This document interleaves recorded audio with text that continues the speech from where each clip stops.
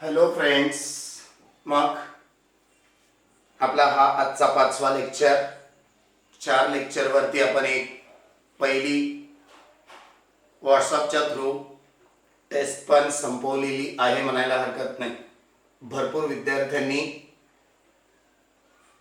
Taste नक्कीच लिहिलेली असावी आणि ते सर्व आन्सर शीट माझ्यासाठी पुन्हा तुम्हाला ठेवावे लागतील. तर मग चला, आजचा लेक्चर काय, आज आपल्याला आणखी 2 छोट्या छोट्या थिअरेटिकल पार्टला एंड करून टाकायचे.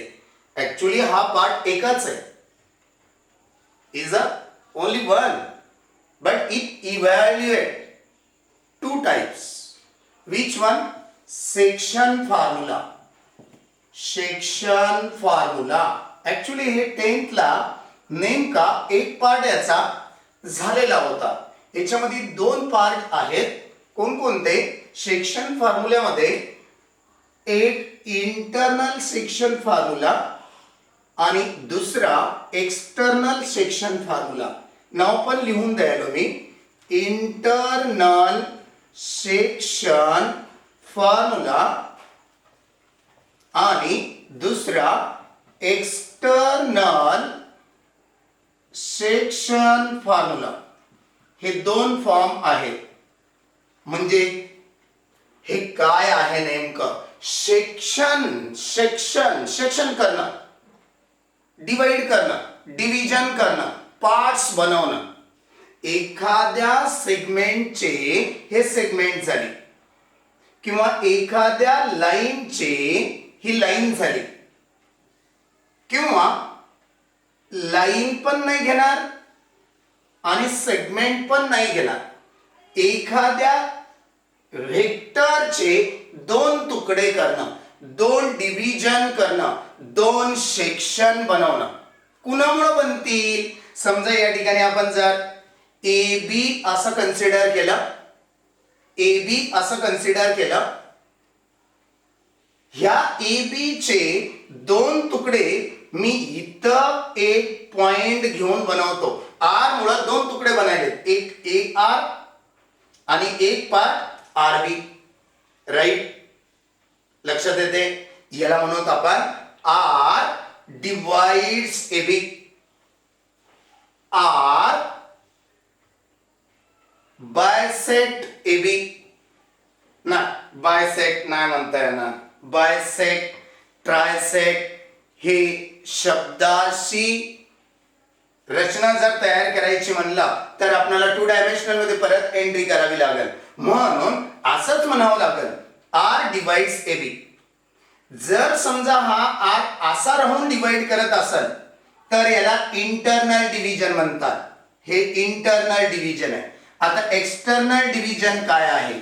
हे segment A B घ्यायलो. A B सेगमेंटला एक आर पॉइंट एक्सटर्नल पार्ट मध्ये राहून, एक्सटर्नली राहून बघा, ए पासून आर पर्यंतचा एक तुकडा आणि आर पासून बी पर्यंतचा दुसरा तुकडा, 2 तुकडे झाले. पण आर कुठे आहे? इथं आर कुठं होता? इन बिटवीन ए अँड बी. इथं आर कुठे आहे? Externally A B, A B च्या बाह्य भागामध्ये आहे. जब आर पॉइंट बाहर रहेगा, जब R point in between segment रहेगा, उसे हम इंटरनल सेक्शन फॉर्म बोलेंगे. जब आर एक्सटर्नल रहता उसे हम एक्सटर्नल सेक्शन फार्मूला बोलेंगे. एक खाली आपको फार्मूला ध्यान में रहने के लिए हम बता रहे हैं. अभी ये बताने की वजह क्या है, हे असं का असतं नेमकं, हे करेक्टली माइंड मध्ये फेस झालं पाहिजे. याला बोलताना काय म्हणणार आपण? R divides segment A B internally. इथं वाक्य काय देणार आपण? R divides segment A B externally. बघा मित्रांनो, केव्हा एक्सटर्नली म्हणायचं आणि केव्हा इंटरनली म्हणायचंय, हे 2 गोष्टी तेवढ्या समजून घ्यायचे. असं म्हणतो. आता मी याच्या पुढचा भाग, आता फॉर्म्युला कसा सेटअप होतो तो बोलायलो. R divides A B internally m:n ratio. म्हणजे ए पासून आर पर्यंतचा डिस्टन्स मी m एवढं कन्सिडर करायलो, रेशो म्हणायलो, डिस्टन्स नाही म्हणता येणार याला, इन द रेशो. आणि आर पासून बी पर्यंतचा डिस्टन्स मी n म्हणायलो. याला असं म्हणता येईल आपल्याला, R divide segment A B internally in the ratio m:n. Okay, इथं काय म्हणतो आपण, R divide segment externally in the ratio m:n. इथंही m घेऊ, ए पासून आर पर्यंतचा डिस्टन्स म्हणून m घेतला, आर पासून बी पर्यंतचा डिस्टन्स म्हणून n घेतला. फिनिश. पॉइंट लक्षात येते का बघा. इथेही तसंच आहे, इथं पण तसंच आहे. फरक काय, फॉर्म्युला कसा बनतो, याला इंटरनली का म्हणतात, याला एक्सटर्नली का म्हणतात, पहिला मुद्दा. आता फॉर्म्युला बनवताना ज्यांना कोणी तुकडे करायले, who divide the segment, R divide the segment. Yes, clear. इथं सुद्धा who divide the segment, R divide the segment. Okay, जे कोणी डिवाइड करतं, ओके, जे कोणी डिवाइड करतं त्याचं पोझिशन निघतं वेक्टर मध्ये. R bar is equal to M चा प्रोडक्ट बी सोबत वेक्टर मध्ये म्हणायलो. बी चं पोझिशन वेक्टर बी बार घेऊन, ए चं पोझिशन वेक्टर ए बार घेऊन, आर चं पोझिशन वेक्टर आर बार घेऊन. ज्यांना कोणी डिवाइड करायला, डिवाइड करणारा कोण आहे, आर आहे. आर चं पोझिशन बरोबर आहे एम चा प्रोडक्ट बी बार सोबत प्लस, असा क्रॉस घ्यायलो बघा, मी चित्र काढून दाखवायलो खास करून, हे लक्षात राहते. N multiplied A bar divided by M plus N. बघा मित्रांनो, जेव्हा इंटरनल डिव्हिजन म्हणून त्यावेळेस प्लस येतं. बस बस बस, मला एवढंच सांगायचंय समजावून. आता एक्सटर्नल मध्ये इथं सुद्धा ए चं पोझिशन ए बार घेऊन वेक्टर मध्ये बोलायचंय आपल्याला, बी चं पोझिशन बी बार घेऊन, आर चं पोझिशन आर बार घेऊन. तो चलो, आर का पोजीशन हमें निकालना है. क्यों, आर डिवाइड कर रहा है सेगमेंट एबी को. सेगमेंट एबी को कौन डिवाइड कर रहा, आर डिवाइड कर रहा. किस तरह से डिवाइड कर रहा हो, ए से लेकर आर तक और आर से लेकर बी तक. Are you agree with me. Okay, now see here. आता काय म्हणणार आहे बघा, कसं बोलायलो इथं, आर चं पोझिशन बरोबर एम चा प्रोडक्ट कुणासोबत होईल, इथं सुद्धा तसंच क्रॉस झाल्यासारखं. M B bar minus minus, internal division मध्ये प्लस, एक्सटर्नल डिव्हिजन मध्ये minus, N A bar divided by M minus N is the external section form, is the internal section form. बघा, internal म्हणले की R divide करणारा point सेगमेंटच्या मध्यभागात असतो, in between असतो. आणि एक्सटर्नल म्हणले की आर हा पॉइंट सेगमेंटच्या एक्सटर्नली पार्ट, बाह्य भागात राहणार. तो वो बाजू में है, ए बी सेगमेंट से अलग है वो, इसीलिए हम इसको डॉट से दिखाए. बाहर है, इसलिए बाहर है, इसलिए इसको कॉल करते समय अपनी भाषा में एक्सटर्नली कॉल करेंगे, इसको हम इंटरनली. इंटरनली में क्या आता, R bar is equal to M B bar plus N A bar by M plus N. Externally में क्या आता, R bar is equal to M B bar minus N A bar divided by M minus N. उधर minus है numerator denominator, इधर plus है numerator denominator.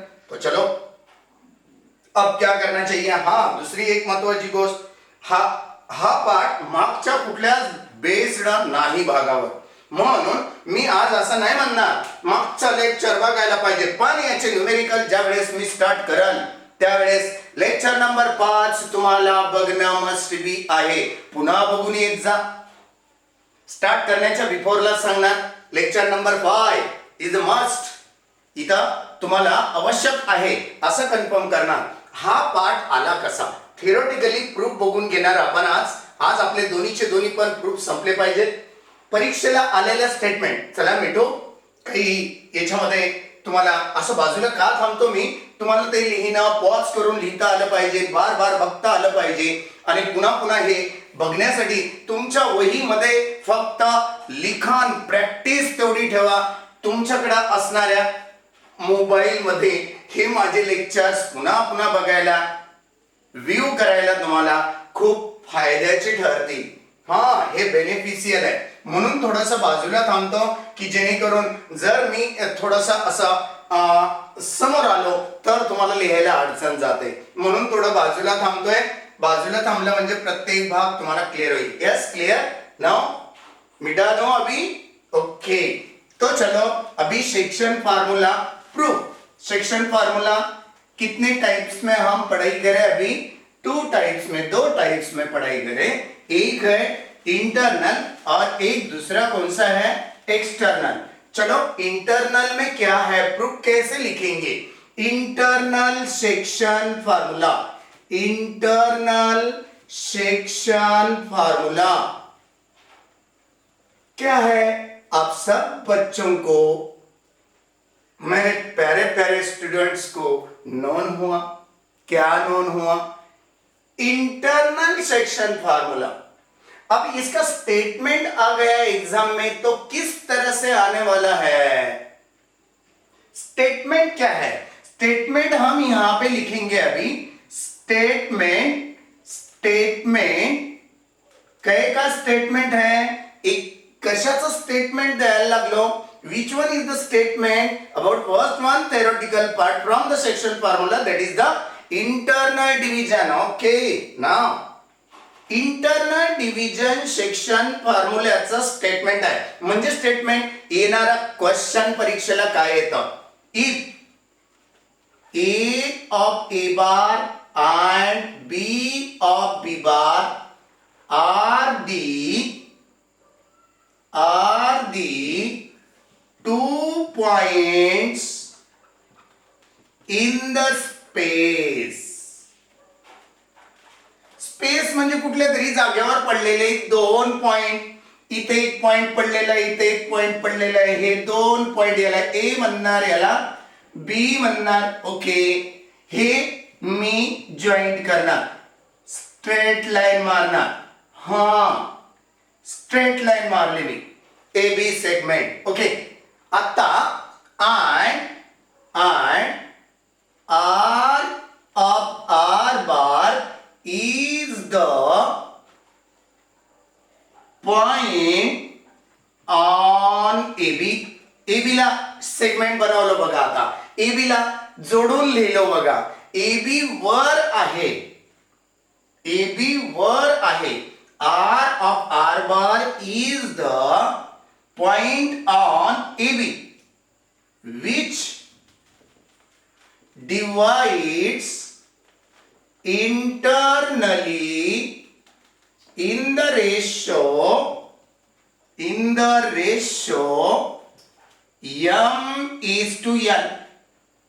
R हा AB वर आहे. AB वर कसा आहे तो? AB वर आहे. कुणी म्हणाल इन बिटवीन आहे, कुणी म्हणाल एक्सटर्नली आहे. असाही अर्थ निघू शकतो. I am right. इथे एक वाक्य फसवणारा तयार होऊ शकता, कन्फ्यूज होऊ शकता. मी हे पुढचं वाक्य दिलो नाही. R of R bar is on AB एवढंच दिलो तर काय होऊ शकतं? या R of R bar on AB चा meaning may be internally, may be externally also. म्हणून आपल्याला काय करावं लागेल? विच डिवाइड्स इंटरनली, मध्यभागातच आहे असं म्हणावं लागेल जेव्हा तुम्ही इंटरनलीचा थेरम प्रूव्ह करता. म्हणून internally in the ratio m:n. Then prove that the position of R bar is equal to mb bar plus na bar divided by m plus n. हे prove करायचं आहे. आता असं जर असेल, एक सेगमेंट आहे ए आणि बी, कुठल्या तरी स्पेस मध्ये पॉइंट आहे, पॉइंट घेतले, त्याला जॉईंट करून घेतला. का जॉईंट केला? कारण आर हा त्यांच्या दोघांवरती इंटरनली आहे. मी इथं घेतो आर ला, मी कोणी ठिकाणी घ्या असं काही नाही की मध्यभागात घ्यावं, त्याला मिड पॉइंट असं म्हणलेलं नाही. तुम्ही कुणीकडेही थोडाफार कमी जास्त अंतर करून घेऊ शकता, मध्यभागात नका घेऊ. ह्या ए च पोझिशन ए बार, बी च पोझिशन बी बार, आर च पोझिशन आर बार. खतम. आता मला प्रूफ देताना ए ह्या पॉइंटला ए वेक्टर जर म्हणायचं असेल, पॉइंटला वेक्टर नाही म्हणता येणार. का बरं काय बोललो? खूप इसेन्शियल स्टेटमेंट आलंय बघा. हे पॉइंट आहे, तुम्हाला दिसावं म्हणून राऊंड अप केलो. ह्या पॉइंटला डायरेक्शन इंडिकेट कसं करता येईल? इन्फानाइट डायरेक्शन असतं की कोणतं डायरेक्शन असतं? बाप रे बाप, व्हेरी व्हेरी क्रिटिकल पॉइंट. तुम्ही डायरेक्शन कोणती तरी देऊ शकता, पण याचा मॅग्निट्यूड नाही देता येणार. म्हणून पॉइंटला वेक्टर मध्ये मांडण्यासाठी काय म्हणलो? पॉइंटला वेक्टर मध्ये मांडण्यासाठी याला ओरिजिनेटिंग वेक्टर ड्रॉ करावा लागतो. काय म्हणलात सर? काय म्हणलात? बापरे बाप, कितकट बोलायला तुम्ही आज. खूपच नाही, एकदम इझी बोलायलो. ह्या पॉइंटला वेक्टर देता येत नाही, हे झालं माझा ओरिजिनेटिंग. हा पॉइंट कोणता आहे? ओ कडून इकडं. एवढ्याला मी आजकाल ए बार म्हणणार. एच्या ठिकाणी लिहिलं तरी चालेल, ह्या डायरेक्शनला लिहिलं तरी चालेल. असंच मी ओ बी बार असं घेणार, असंच मी परत ओ आर बार असा वेक्टर घेणार. हे आर बार झाला, हा बी बार झाला. हे तिन्ही वेक्टर ओरिजिनेटिंग वेक्टर म्हणून इंडिकेट करायले. म्हणून प्रूफ लिहिताना पहिलंच वाक्य काय लिहायलो? Let O be the originating position vector point. बघा कसं बोललो. दॅट इज, याचा अर्थ ए ह्या पॉइंटचं ए बार करण्यासाठी ओ ए बार असं फॉर्म करायला हे झालं आता वेक्टर. याला थोडीफार लेंथ आली, मॅग्निट्यूड काहीतरी निघेल, मग आपल्याला प्रूफ करायला सोपं जातं. O B bar is equal to B bar and O R bar is equal to R bar. खतम पॉइंट. कसं बोललो लक्षात आलंय? जे ओरिजिनेटिंग पॉइंट घेतला तुम्ही ओ पासून वेक्टर ओ ए निघायलाय, ओ पासून वेक्टर ओ आर निघायलाय, ओ पासून वेक्टर ओ बी निघायलाय. मग इथे काय म्हणायलंय? ऍज गिवन दिलेल्यावरून काय दिले? R divides set A B internally set divide करताय आर कडून. इन द रेशो, कोणता रेशो दिलाय? In the ratio m is to n. बघा आता m इज टू n ला आपण m बाय n लिहू शकतो. कुणामुळे रेशो तयार व्हायलाय? आर मुळे. कसा? ए पासून आर पर्यंतचा एक तुकडा, आर पासून बी पर्यंतचा एक तुकडा. इथून इथपर्यंतचा डिस्टन्स m असं कन्सिडर करा असं बोललो होतो आपण रफली. इथून इथपर्यंतचा डिस्टन्स n एवढं कन्सिडर करा असं बोललो होतो.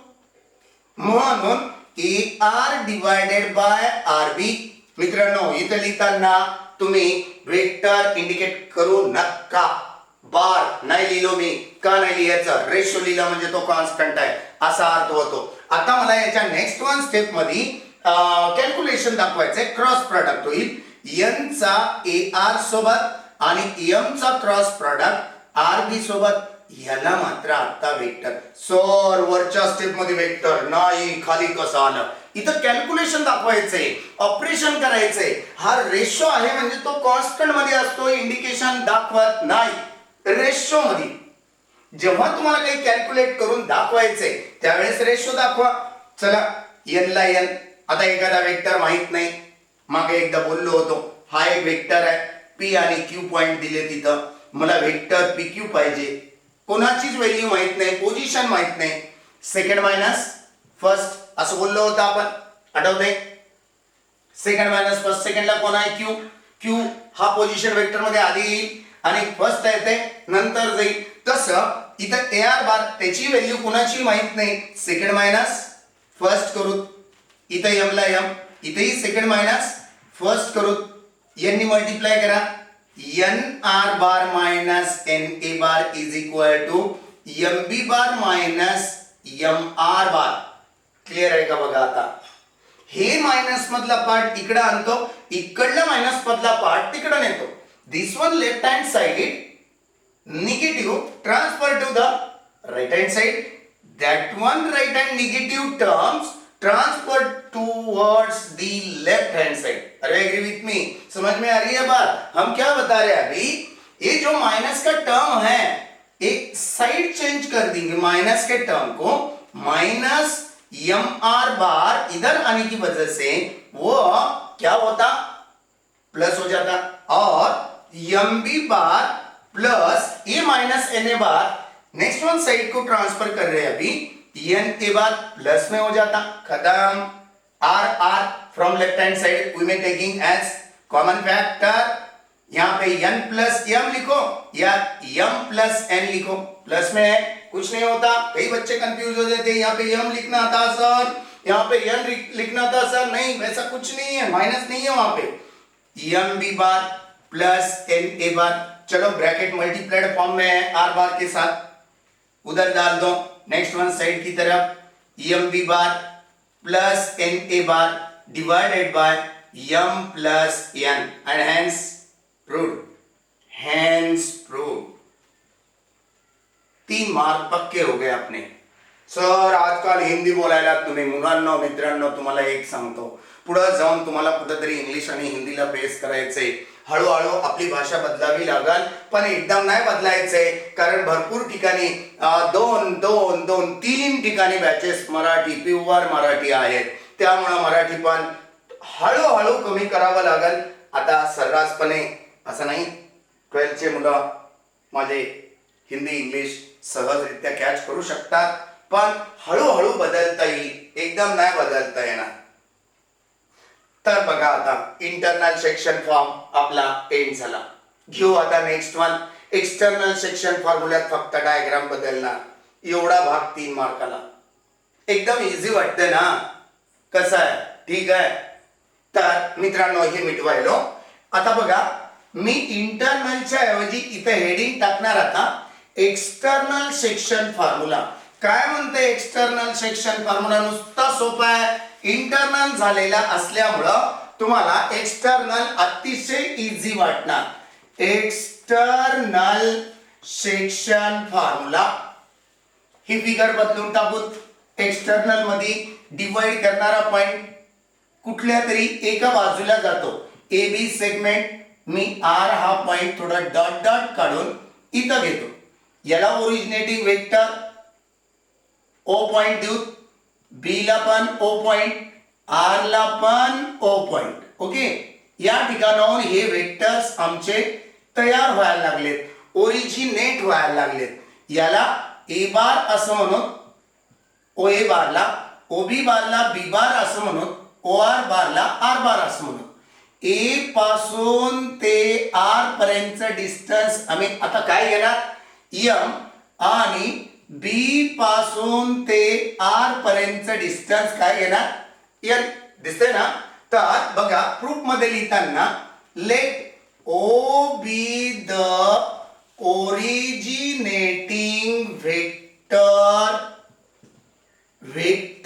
पोझिशन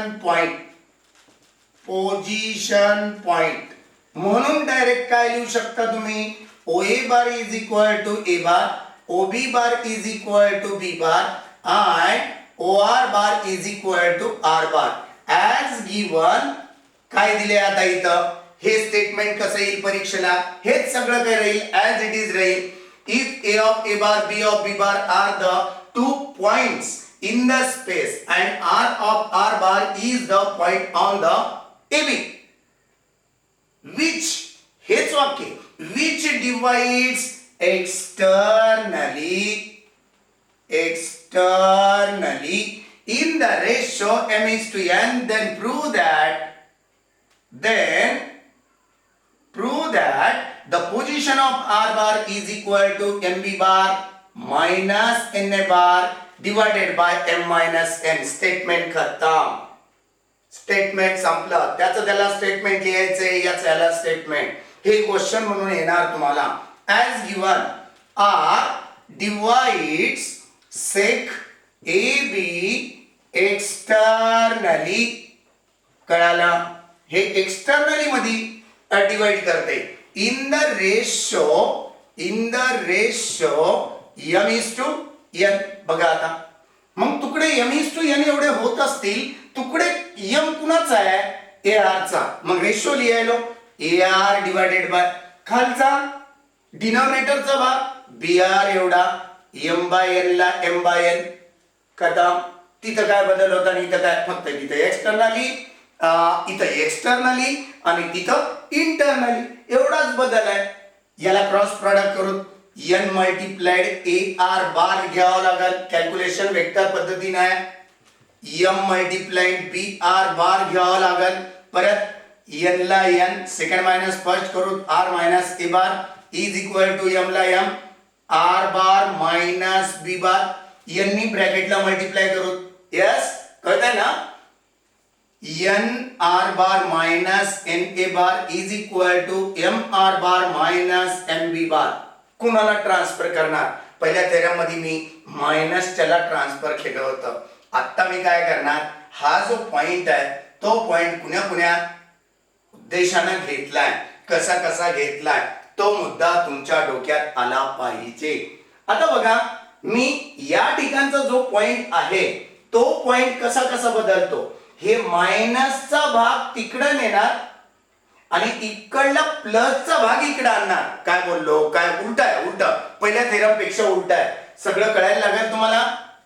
आर कॉमन करण्यासाठी एनआर ला तिकडे न्यावं लागेल. हे एनआर प्लस मध्ये आहे, मी तिकडे नेल्यामुळं एमआर कडे जाऊन तो मायनस एनआर बार होईल आणि एमबी बार मायनस मध्ये राईट हँड साइडला इकडे आणल्यामुळं तो प्लस होईल. बऱ्याच जणांचं मायनस प्लस मध्ये कन्फ्यूज राहतं, म्हणून मित्रांनो कन्फ्यूज नका होत जाऊ. हे एकदम सोपं असतं. बार तुम्ही जर व्ह्यू केलात, व्हिडिओज बघितलात पुन्हा तर ह्या सगळ्या डाऊट्स कन्सेप्ट तुमच्या क्लिअर होतात. आपल्याला वहीमध्ये बघून कंटाळा येतो, झोप येते, जागेला आपण बसल्या जागी झोपी जातो, पण व्हिडिओ बघण्यामध्ये इंटरेस्टेड राहतो. त्याच्यामुळे हे एक थोडंसं बेनिफिशियल पण आहे. पण बघत तुम्ही व्हिडिओ बघत दुसऱ्या गोष्टी ऑनलाईन मध्ये नका बघू. याच्याने लाईफ ब्रोक होईल. फक्त माझे व्हिडिओज बघा, लाईफ घडेल. आणि जर समजा व्हिडिओ न बघता इतर गोष्टीकडे टर्न झाला, ते ऑनलाईन आहे. ऑनलाईन असल्यामुळं, नेट असल्यामुळं हर एक गोष्ट मिळते, एक मम्मी आणि पप्पा सोडलं तर. म्हणून माझ्या मित्रांनो, प्रिय विद्यार्थ्यांनो, फक्त माझेच लेक्चर पहा. म्हणून इथून काय केलंय मी आणखी एकदा सांगतो. हे मायनस एमबी बारला मी इकडे आणलो, प्लस झालं. मायनस एन ए बारला मायनस एन ए बार लेफ्टलाच ठेवलं. एमआर बारला एमआर बार राईटला आहे. एनआर बार लेफ्टचं प्लस मधलं तिकडे नेलं, मायनस झालं. कदा इथं काय राहील? MB bar minus N A bar is equal to R bar common काढा. एम मायनस एन ब्रॅकेट मध्ये शिल्लक राहील. Okay, that multiplied bracket m minus 1 transferred to the left hand side, what we will get there. Below step I will write here r bar is equal to mb bar minus na bar divided by m minus n. हा bracket multiplied मधला इकडे टाकला. तिकडची बाजू r बार मी लेफ्टला लिहिलो, इकडचा right हँडचा side पूर्ण numerator denominator left राईटला लिहिलं. आणि अशा पद्धतीनं हॅन्स प्रूव्ड म्हणून आपला सेकंड वन पार्ट इथं प्रूव्ड झालेला आहे. आपले 4 छोटे थेरम्स क्लिअर झालेले आहेत. तुम्ही बघून घ्या. आधी 2 मिनिट मी तुमच्याशी बोलणार आणि अशा पद्धतीनं आपले हे 4 पार्ट झालेले असल्यामुळे कोणत्याही पार्ट वरचे आपण problem from CBSE text as well as state board हे दोन्ही पण कव्हर होतील ऑन द स्पॉट. मी तिथं क्लिक करणार, सांगणार तुमच्या सोबत. झालं? ओके. नाव आता 5 मिनिट काय बोलणार आहे. येत्या 15 मे पासून as possible as objective lecture मी व्हिडिओ लेक्चर YouTube वरती टाकण्याचा प्रयत्न करीत आहे. तरी पण तुम्ही सर्वांनी त्याचा फायदा घ्यावा. व्ह्यू करा. जरी तुमचा अभ्यास नसेल तरी बघत करत राहा. तिथं काय असतं, शॉर्टकट एकदम 10-15 मिनिटाचे लेक्चर असतील आणि ते एकदम छान वाटतील तुम्हाला सर्वांना. आणि म्हणून माझं म्हणणं असं आहे, ते व्ह्यू करत जर राहिलात, झालेल्या पार्ट वरती असतील तर व्ह्यू करायला हरकत नाही, बघायला हरकत नाही. नक्की त्याचा एक प्लस पॉइंट असा होईल, अरे बापरे, आपण थेरीमध्ये हा प्रॉब्लेम एवढा लेंदी मेथडनं सोडवलो, तर इथं हे शॉर्टकट बहुत बढिया मजा येईल तुम्हाला पण. आणि मी खूप प्रयत्नामध्ये आहे, मी काय काय देऊ हे प्रयत्न करायलो, पण तुम्ही सर्वच जण त्याचा नियमितपणे स्टडी करणारा पाहिजे. लेक्चर नंबर 1, 2, 3, 4 आणि 5 थिअरेटिकल पार्ट इथं संपलेला आहे. आता याच्यावरचे न्यूमेरिकल्स आणखी 2 थिअरेटिकल पार्ट आहेत. ते 2 थिअरेटिकल पार्ट असतील आणखी त्याच्याही पुढं. जसजसं आपण पुढं जाऊ, वेक्टर हा वास्ट बनलेला आहे, कारण 2 टॉपिक मिळून त्यांना एकच टॉपिक बनवलंय. मी पहिल्या लेक्चर मध्ये बोललो होतो, वेक्टर हा एक टॉपिक आहे आणि याच्या सोबत 3D हा दुसरा टॉपिक आहे आणि याच्यामध्ये आणखी एक यांचा भाऊ मिळायला येऊन, कोणता, application of vector. Application of vector काय काय बोललो बघा. 3 टॉपिक म्हणायला हरकत नाही, पण ऍप्लिकेशन ऑफ वेक्टर फार कमी प्रमाणात आहे. वेक्टर सर्वात मोठं प्रमाण आहे. 70% about the vector and 20% is the 3D and 10% remaining 10% for application of vector. Okay, असा कॉन्फिगरेशन आहे नवीन सिलेबसचा. त्याच्यामुळे आपल्याला थिअरेटिकल पार्ट डन फिनिश करायचंय. नंतर लगेच न्यूमेरिकल घ्यायचंय. 1-2-3 दिवसामध्ये किती मोठी एक्झरसाइज असली तरी बोर्डावर आपल्याला एक तर जास्त वेळ नको. आणि या ठिकाणी आपला आजचं लेक्चर थांबूया. टाटा, खुश, ओके.